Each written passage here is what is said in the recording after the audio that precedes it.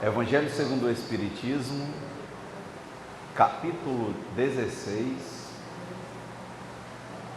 item 6. Capítulo 16, não se pode servir a Deus e a Mammon. Item 6, a parábola dos talentos. Eu gosto de uma máxima que fala que a gente tem que ter e pensar na questão dos pesos e medidas, né? Não pode ser tratar medidas diferentes para coisas que necessitam de uma medida igual. Então, na nossa visão aqui no primeiro momento, como compreendo que todo mundo nasceu por um motivo, que todo mundo nasceu para uma finalidade, que todo dia nós temos que ter atenção, que fazemos escolhas para que nós sigamos as nossas próprias vidas, eu acho que realmente não tem ninguém que não tenha recebido talentos. Mas nossa falta de atenção nos leva muitas vezes a não saber separar o mato da grama. A gente não saber divisar, por exemplo, qual é o nosso papel em cada situação que nos é apresentada, e a partir daí, o que nós devemos fazer? Se é ir com a multidão, independentemente do que a multidão esteja fazendo, se é ignorar e me isolar e ser eu mais um eu que não se relaciona com nada, que talvez revele mais medo do relacionamento do que uma atitude positiva, ou seguir o que eu entendo de fato como meu papel, de modo que eu possa até errar, mas no sentido de querer acertar. Então, nesse sentido dos talentos, qual seria o dom? Será que falar, por exemplo, é um dom? Mas será que quem fala só tem o dom de falar? Será que na hora que está escolhendo ser pai, ele não é um dom? Quanta gente querendo ser pai e não pode, ou não tem? Tem não? Ter o dom de ser mãe, será que não é um dom? Ver aquilo, você recebeu, e todo dia você fica entre fazer uma coisa só para você e fazer uma coisa para o seu filho. Então, seu livre-arbítrio vem dentro de um dom que faz ou lhe dá a capacidade, a possibilidade de ser um bom pai, ou uma boa mãe, ou um bom filho.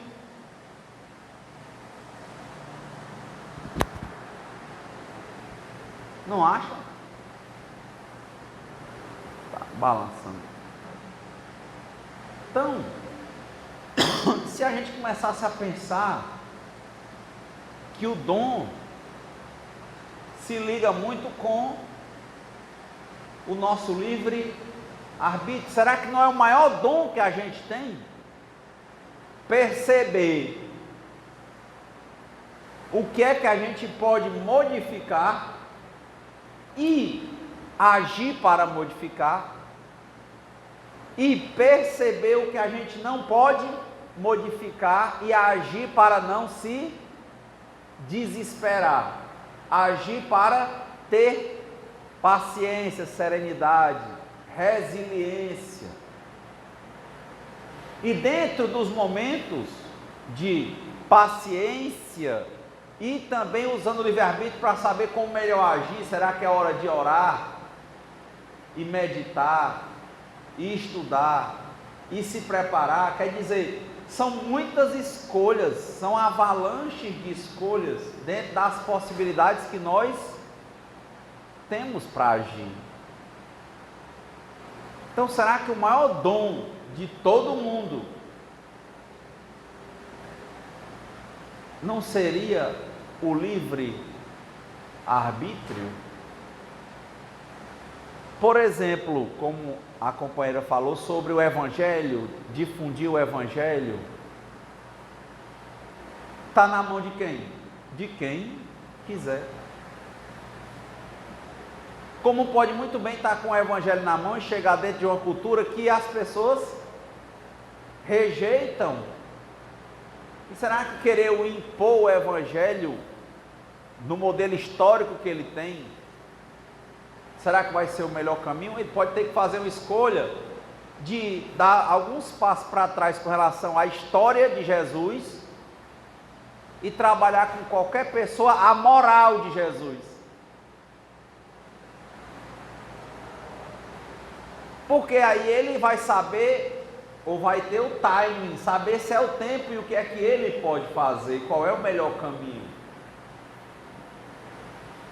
Porque muitas vezes nós não agimos achando que não somos capazes, ou seja, não temos o dom, o talento. Mas o maior talento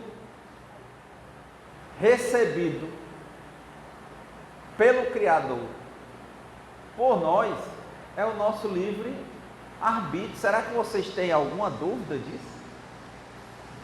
Quem é que pode escolher por qualquer um de vocês?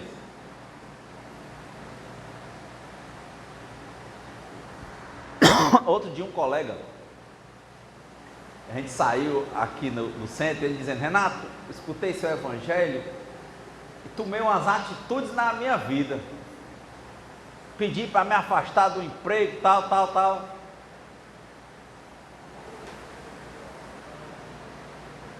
Nós, no Evangelho, nunca entramos na vida particular de ninguém. Mas o Evangelho, quando absorvido pela pessoa, clareia as ideias dela para que elas tomem iniciativa, ou seja, usem o livre-arbítrio.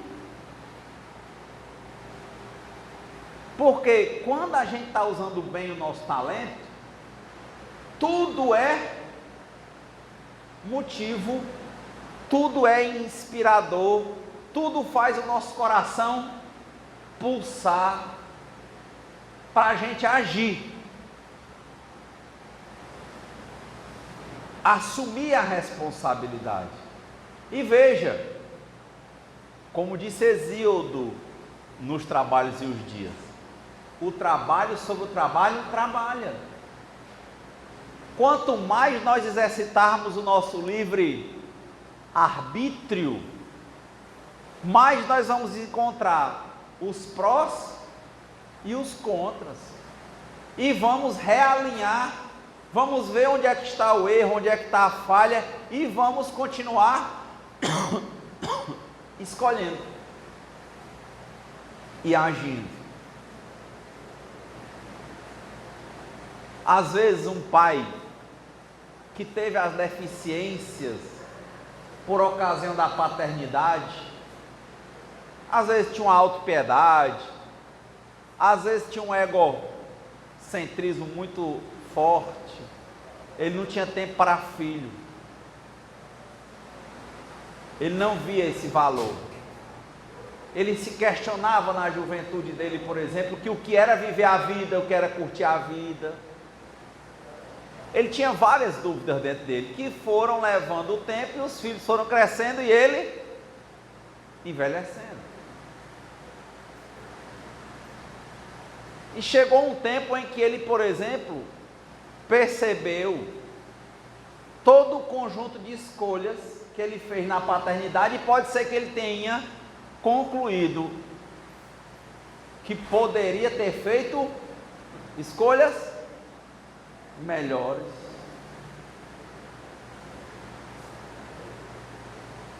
Na hora que ele começa a perceber isso, pode ser uma hora de pedir perdão, pode ser uma hora de fazer uma ligação, pode ser uma hora de escrever uma carta, pode ser uma hora de gravar um testemunho, pode ser uma hora de não fazer nada disso, mas de começar a desenvolver um programa de atitude, de ser mais assertivo, de ser mais próximo, de ser um pai presente. Ah, quando eu precisei, o que tem para hoje, que seja o passado, passado. Estou aqui. Na hora que for atrás, pode ser que tenha uma resistência, por exemplo, dos filhos. E ele sabe que é culpa dele, mas não adianta ele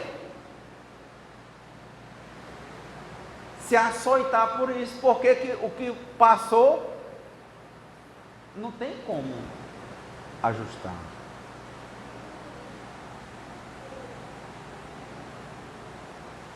E aí? Na hora vai vir o quê? Nova oportunidade dele usar o dom do livre arbítrio. Qual é? Abandona. Ou entra em autopiedade, ou faz as duas coisas, começa sempre a ser o coitado, que agora ele quer, a filha ou o filho que não presta.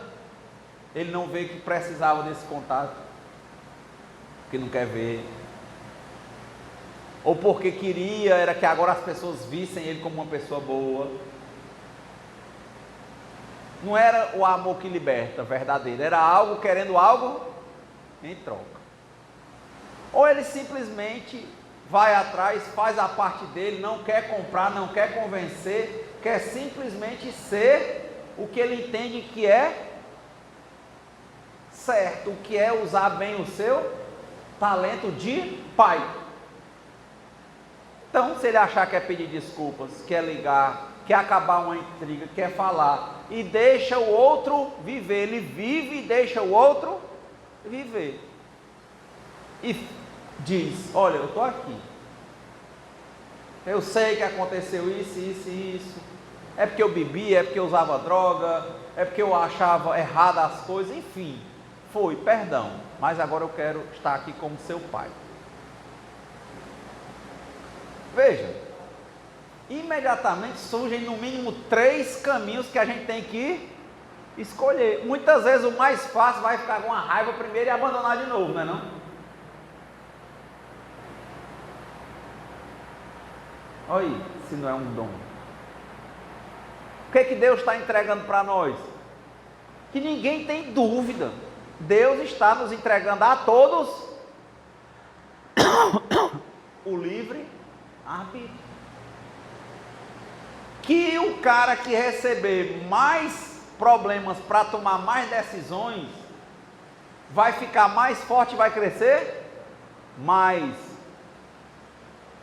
O que receber a metade e usar, ele vai ter também o no mínimo o dobro.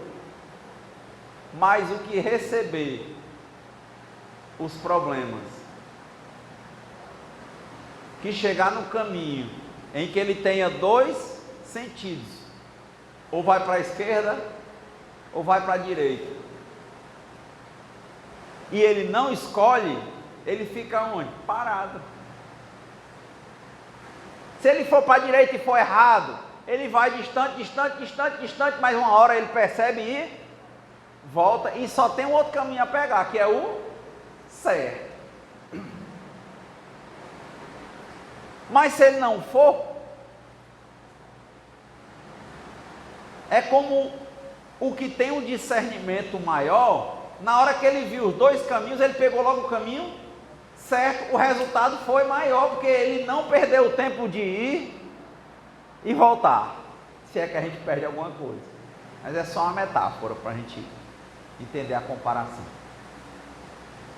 E o outro que foi e voltou e depois só pegou um caminho que era o certo que tinha, também ganhou, não foi? Ele cumpriu a vontade do Senhor. Mas o cara que parou e disse: não, Senhor, eu não vou nem para a esquerda nem para a direita, porque eu não sei se é esquerda ou direita.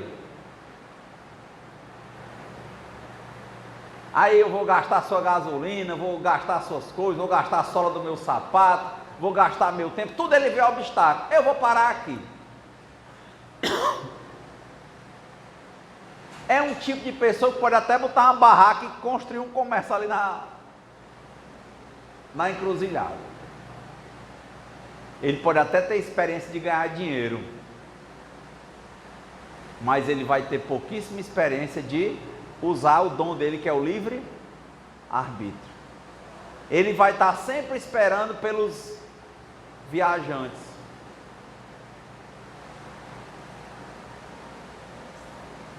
E pouco vai aprender.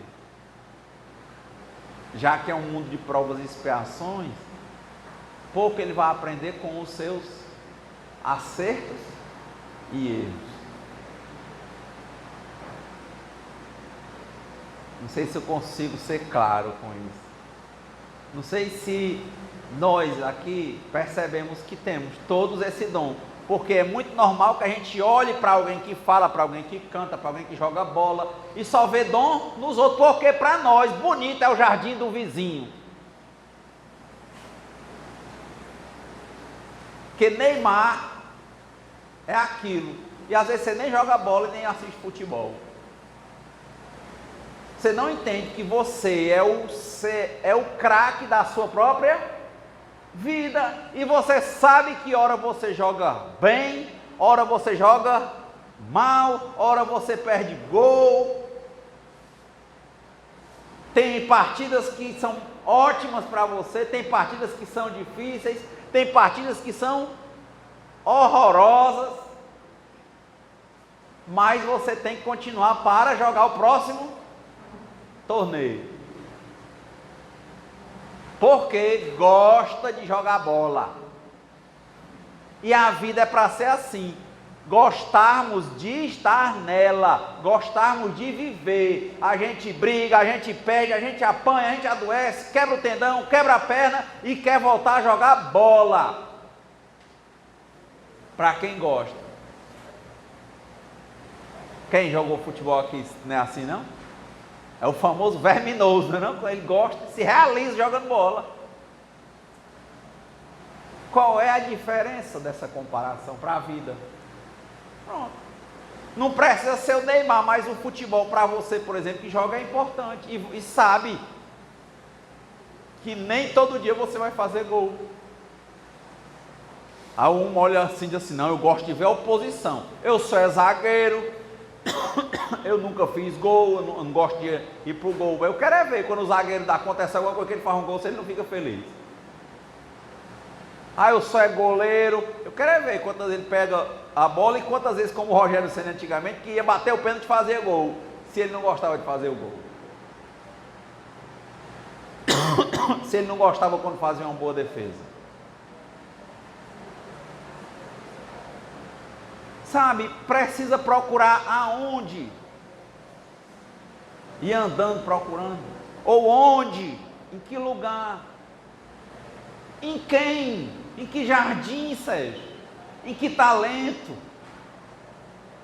Coisa linda é a gente ser o que a gente é. E ter a compreensão e ser grato por isso.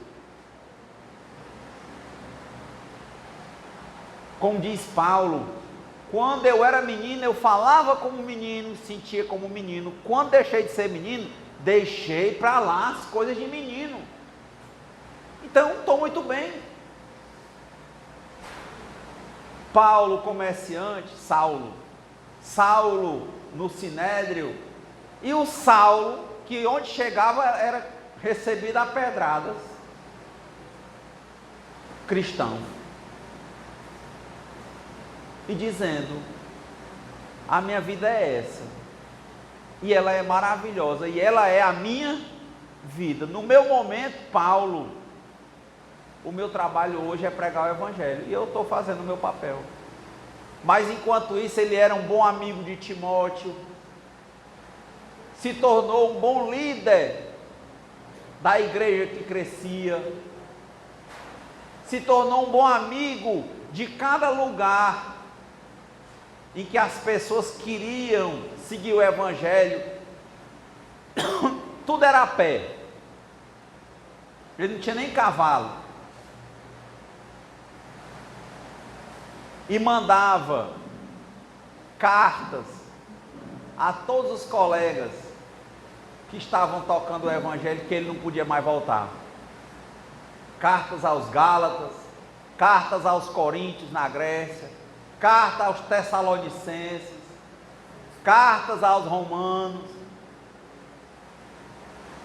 Ei, meus irmãos, como é que está aí? É uma mensagem do WhatsApp, só que naquele tempo. Como é que está? Estão vivendo a vida de vocês? Eu estou passando por esse problema, mas eu quero dizer para vocês que eu estou firme e forte. Como é que vocês estão por aí? Sabe? É um trabalho diário. A gente parar como o Sidney Magal e querer vê-la sorrir, mas é querer se ver sorrindo. E dizendo todo dia a Deus: muito obrigado.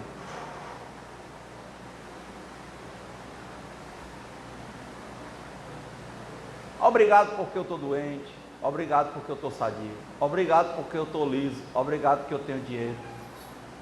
Enfim, obrigado porque eu estou vivo, porque eu gosto de jogar a minha bola e o Senhor está me dando condições de jogar, Pai. E eu jogando, eu vejo quando eu erro e saio do jogo péssimo, já pensando que eu vou voltar e vou jogar na próxima melhor. Se eu bebi ontem, hoje não rendi, na próxima eu não bebo.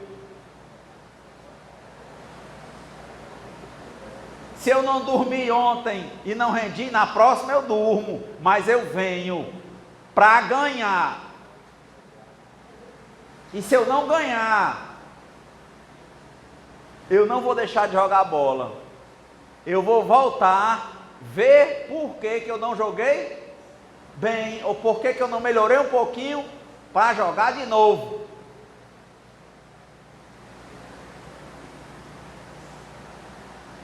Que coisa linda, que coisa alegre, que coisa perto de quem? De cada um de nós.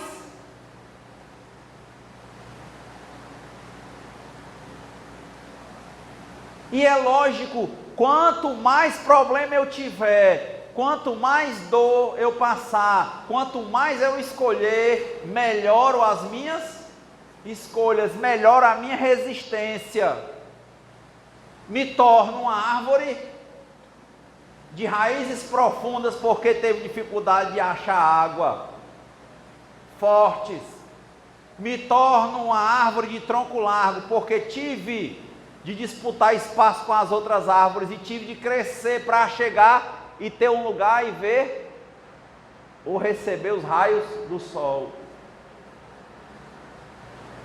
E foi assim que eu me fortaleci, porque eu joguei o meu jogo e eu não desisti. E todo dia, todas as vezes que eu quis me entristecer, eu não deixei, porque eu me lembrei que eu tinha um dom do livre-arbítrio. E a minha primeira escolha era entender que eu estou vivo e eu não estou vivo para parar, eu estou vivo para jogar, para trabalhar, para fazer o meu trabalho, seja ele ser pai, ser mãe, ser filho, ser pregador, ser cantor e ser tudo isso ao mesmo tempo, porque nós somos várias coisas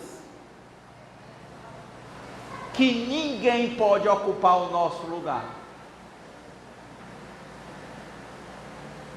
Mas a gente precisa escolher, inclusive, alimentar o fluido cósmico universal que roda dentro de nós, aquecer com ânimo na vida, com alegria de viver, com a ideia de que se a gente perder, a gente volta e melhora e ganha na outra. E se não ganhar na segunda, ganha na terceira. E se não ganhar na terceira, ganha na quarta. E se roubarem a gente trabalha e conquista de novo. E quem é que compreende a reencarnação ou a imortalidade do espírito vai dizer: se eu morrer, eu entendo que aí eu nasci. Agora eu não vou mais precisar de comer. Agora eu vou ter um contato em que eu realmente vou ter que evoluir, independentemente de estar tendo que buscar todo dia comida, bebida.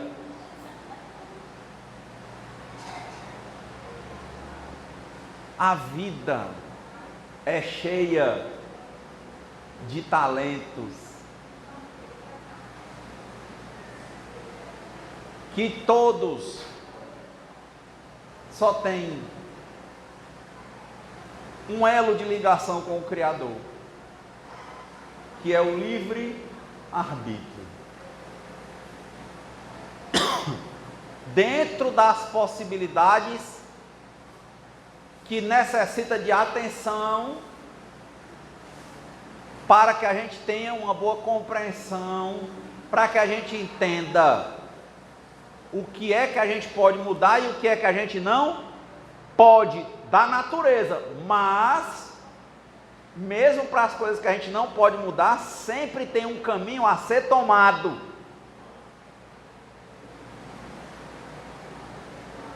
Como, por exemplo, o de sentir a dor, entender o que é a dor, aprender, crescer e não sofrer.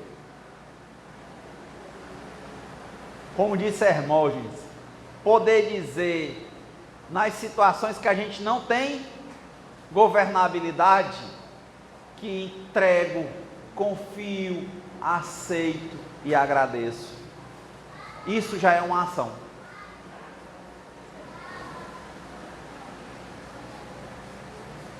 Mas se nós não olharmos para essa nossa mania de fugir na vida dos outros, para essa nossa mania de estarmos nos enganando e fugindo de nós mesmos, nos comparando com os outros, olhando para o jardim do outro que é sempre mais verde do que o nosso, a outra que é mais bonita, o outro que é mais rico, o outro que é mais feliz, só achando que os dons e talentos estão com quem? Com os outros.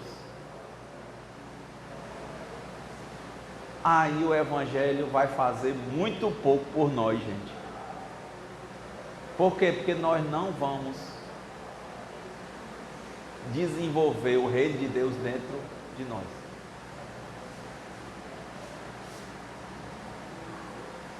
É a atitude. Mas antes é a ação.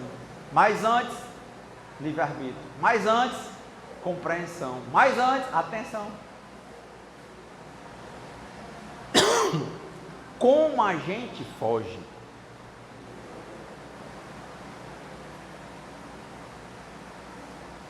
Como a gente foge?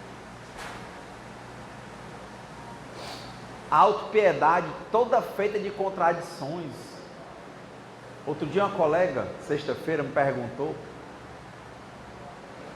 como era que eu trabalhava, que eu falava do taoísmo, eu falava dos opostos, que só o Criador não tem oposto, mas nós temos dificuldades no nível evolutivo em que nós nos encontramos.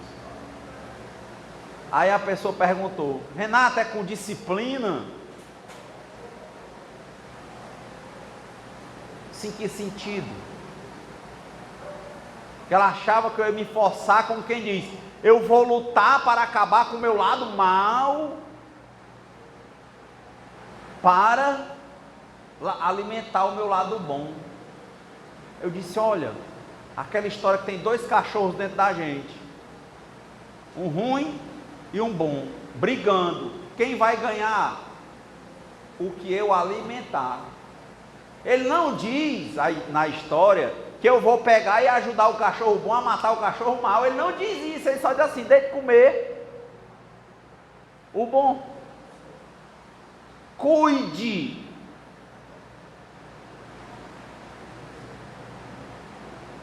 E aí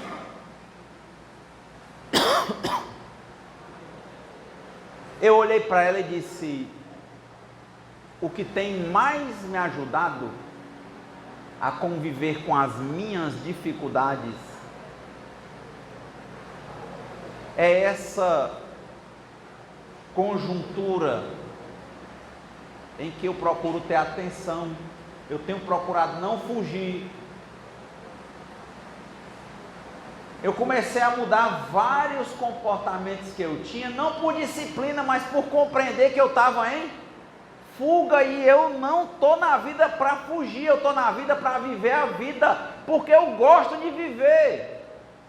É como jogar bola, mas vai ter porrada, perna quebrada, hora eu vou ganhar, hora eu vou fazer gol, o outro vai me chamar de ruim. O Eliseu aqui é de um tempo que a gente morava ali no bairro, no Parque Araxá, e tinha um grande amigo que faleceu, e ele chamava todo mundo carinhosamente de leproso. Não era assim, não era, Eliseu? Isso aí é um leproso. E era assim que ele incentivava a gente para jogar bola, né? E a gente sempre jogou, eu mesmo da minha parte, no pior time que tinha, mas eu não deixava de ir. E ele também não deixava de botar a gente para jogar. Aí tinha o primeiro quadro, o segundo, eu gostava tanto que eu ia toda a vida. A pessoa diz assim: você não está vendo que nunca você vai ser um craque? Sim, mas eu vou jogar bola. Para mim, se eu não for, eu vou jogar bola. Realmente, desisti até de jogar depois de 28 anos. Eu disse: não vou mais jogar bola não. Mas não porque não ia ser um craque, é porque, não sei, me desanimei de jogar bola.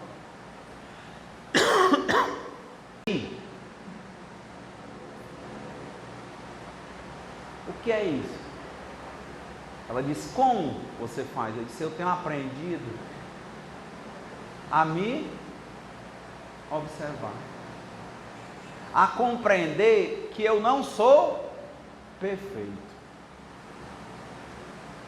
É como se fosse 2 baldes, esses 2 cachorros.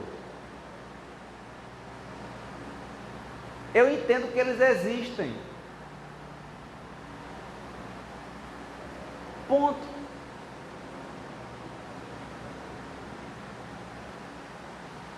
Na verdade, eu só não quero alimentar quem eu escolhi não ser. Olha a questão dos cachorros.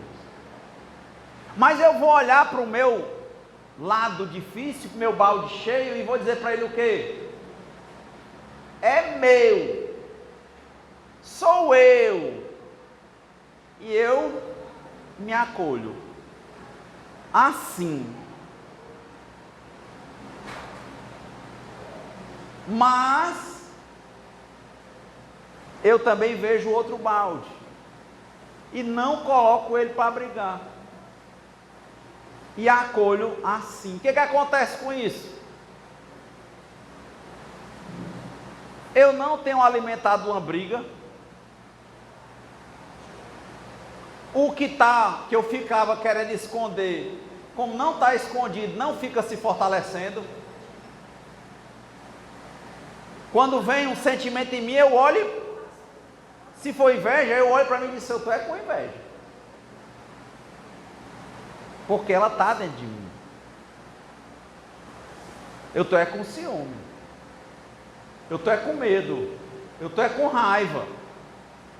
Gente, na hora que eu faço isso, sem alimentar, na hora que eu vejo e não quero ser quem eu não sou, já é muito libertador, porque eu deixo de gastar energia com o que eu não posso mexer. Eu não digo, a inveja não me pertence. Pertence. Ah, ela é ruim, meu amigo, ela está ali dentro de mim. Não vou dizer que ela é ruim nem é boa, está aí, existe. Eu vou acolher. Impressionantemente, só no criar essa contradição, eu percebo que tem me dado uma força imensa. Só. Como é que eu vou ficar negando o que está dentro de mim? Deixa que ele por si se transforme. Mas eu não vou bater e nem vou botar para fora, que é como um filho. Tem um filho que lhe agrada mais e o que não. E o filho pródigo, na hora que ele quis voltar, o pai recebeu ele com festa. Que foi o que eu falei quando discutiram a situação do João de Deus. Não, ele não é. Pode ser quem for. É um espírito em evolução que erra e paga pelos seus erros e vai se transformar e um dia vai ser um anjo. Agora dizer, agora não está dando certo, você não é mais não. Como isso? É como um casamento, a vida é na alegria e na tristeza. Ou eu sou eu, com as minhas virtudes e dificuldades, ou eu sou Deus, que só tem virtude.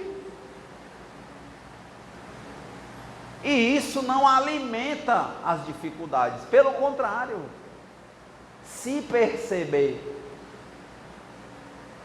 ajuda a ter melhor atenção, vai ajudar na compreensão e consequentemente vai ajudar a utilizar o melhor que nós temos, o nosso talento. Qual é? O livre arbítrio.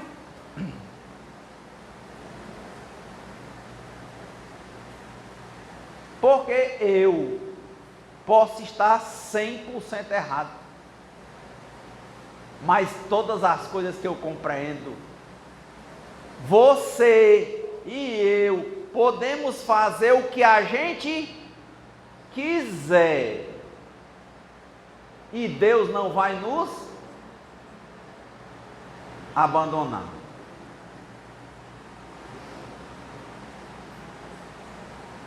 Tem um colega, nunca mais eu tinha falado disso, que ele era um filho que fazia a mãe chorar desde o dia que ele nasceu, porque era muito difícil, até para criar, ela não pôde, ela chorava a vida inteira. E ele com 13 anos já bebia muito,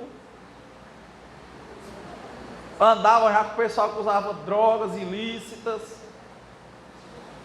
e a mãe dele chorava todo dia. Ele chegou um momento que ele não podia mais andar na casa de tio nenhum, nem primo nenhum, porque ele era a ovelha negra, chamada, a má influência.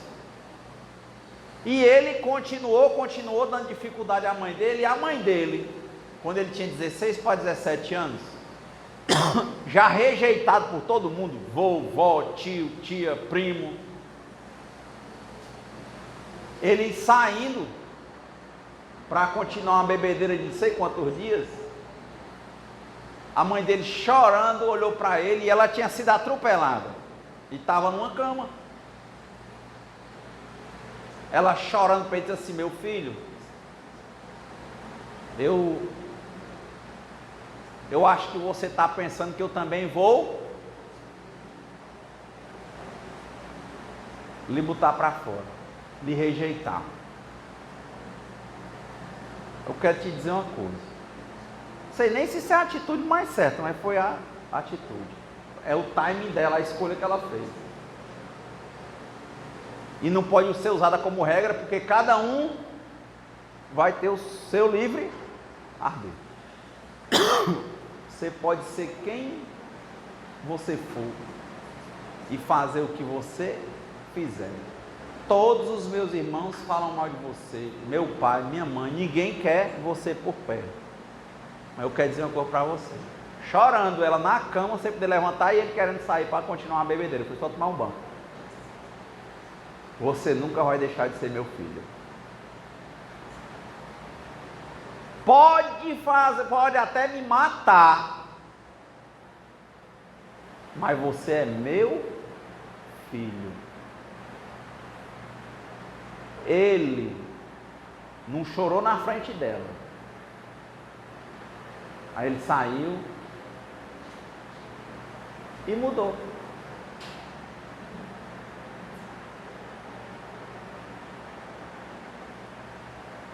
Ele começou uma jornada que não tem quem diga que conheceu ele dos 11 aos 17 para ver depois se era o mesmo.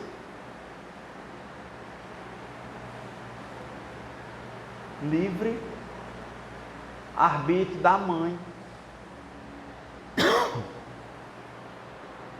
Livre arbítrio do filho. O que ela deu para ele? Uma carta branca. Vai, meu filho, faça o que você quiser, pode até me matar, mas você é meu filho. Olha como é isso. Ela olhou os 2 baldinhos dele, ó, o meninozinho lindo, o filho masculino que ela sempre queria ter. Ela queria ter um casal, ela tinha uma menina já. Sonhou esse menino e o menino deu trabalho do começo até esse dia aí. Vamos dizer no interior, o bicho era ronceiro.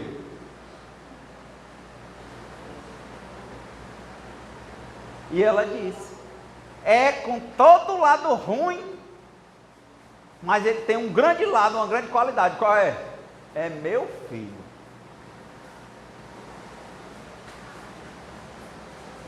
Ponto. Mudou a vida dele e consequentemente acabou mudando a vida dela. Não é um dom? Ela já tinha tentado tudo com ele. Batido, castigo, trocar de escola particular para escola pública, carão, conversa. Ali estava na casa do sem jeito. Mas para Deus não existem casos perdidos. É o que diz lá no nosso lar, não é isso? Não há casos perdidos para Deus. Mas por que a gente tem essa mania, hein, de isolar? Quem isola os outros, uma hora se isola. Do isolamento para o sofrimento e a depressão, e da depressão ao suicídio, às vezes não leva muito tempo.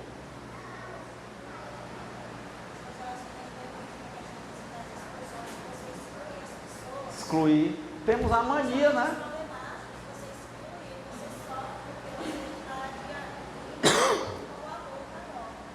Exatamente, ela está falando que nas constelações familiares, as famílias excluem pessoas.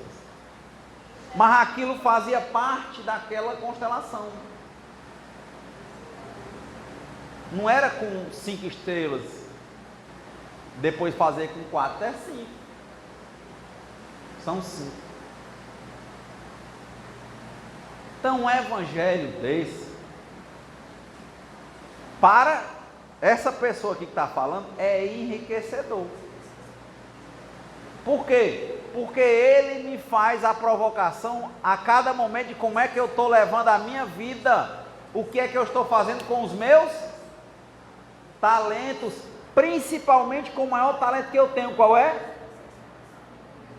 Livre arbítrio. Não tem como ter livre arbítrio se não tiver atenção para usar melhor a compreensão. E é ela que vai vencer a ignorância. Mas, mesmo o livre-arbítrio mal utilizado, rende mais do que quem se isola. Por quê? Porque quem está usando errado, uma hora vai buscar o caminho certo, vai levar tempo de voltar, mas vai para o caminho certo.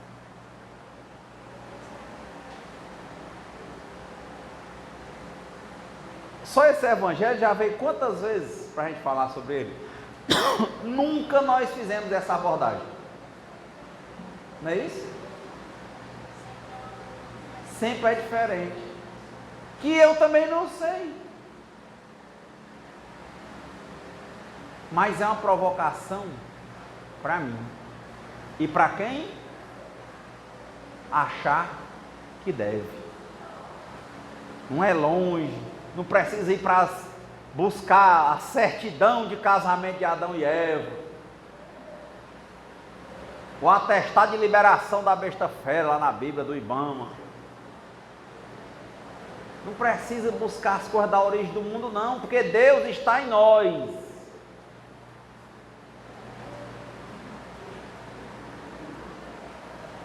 É o que o Raul Seixas diz, né? Saiba que eu estou em você, mas você não está em mim, no sentido de que todos nós viemos de Deus. Ele é o Criador. Mas um só não é Deus. Eu vou lá no mar e pego uma gota do oceano. Ela tem todos os elementos do oceano, mas ela não é o oceano. Mas na hora que botar ela na água, ela vira de novo o oceano. Precisa procurar em parte nenhuma. Salvo nos nossos relacionamentos. Hoje eu falei isso no grupo, a Socorrinha colocou um texto muito bom, e tem gente que já começa assim, não, porque eu. Cuidado, a vida é relação. É muito sutil o caminho da gente achar que está usando bem o livre-arbítrio, para a gente não perceber que está parado e não está indo para canto nenhum, porque a gente está querendo praticar o isolamento, querendo ser autossuficiente. Autoconhecimento não leva à autossuficiência. Autoconhecimento não leva senão à interdependência. A gente entender que junto a gente consegue o que jamais a gente conseguiria sozinho.